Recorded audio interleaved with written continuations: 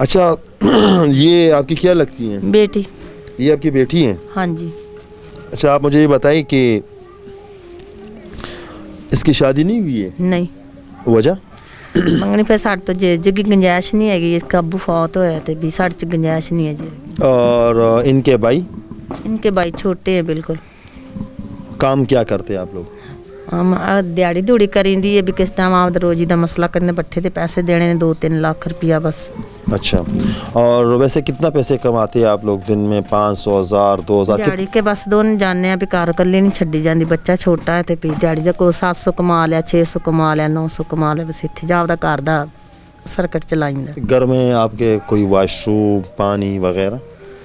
نہیں فی الحال کچھ بھی نہیں ہے. پٹھے دا کام کردے سا ہن دیہڑی دوڑی کریں دی پٹھے دا 2-3 لاکھ. اور ان کی شادی نہیں منگنی کیتی جہیز دی گنجائش نہیں ہے بھی اجے کلے کام کرانی. بلڈ پریشر دے مریض بندے ہیں بلڈ وددا.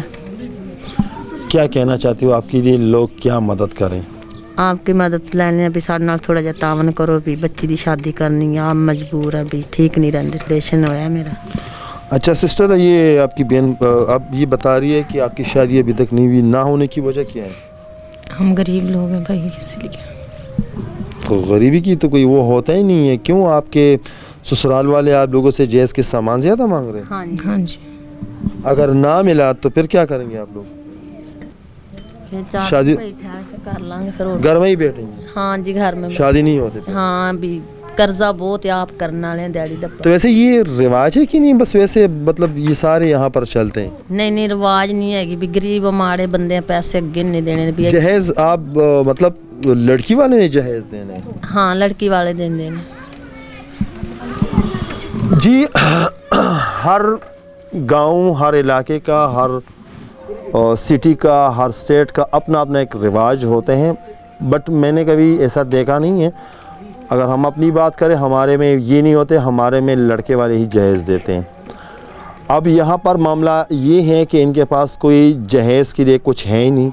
لڑکی کی رخصتی ہیں. یہاں پر میں نے بہت سے زیادہ ویڈیوز اسی طرح بنائے ہوئے ہیں کہ لڑکیاں سالوں سال گھر میں بیٹھے رہتے ہیں جہیز کی وجہ سے. تو آپ لوگوں سے التجا ہے گزارش ہے کہ اس فیملی کی فریاد اللہ کے بعد آپ لوگوں کو وسیلہ بنا کے آپ لوگ کے سامنے آئے ہیں. کوئی بھی کسی بھی طرح ان کے ساتھ تعاون کرتے ہیں تو آپ لوگوں سے التجا ہے کہ کچھ نہ کچھ مدد ان کے ساتھ ضرور کریں. ہمارا کام ہے ایسے لوگوں کے لیے آواز اٹھانا. آپ لوگوں کا کام ہے ایسے لوگوں کا ساتھ دینا. تب تک کے لیے اتنا ہی. اگلے پروگرام کے لیے مجھے دیجیے اجازت. اللہ حافظ.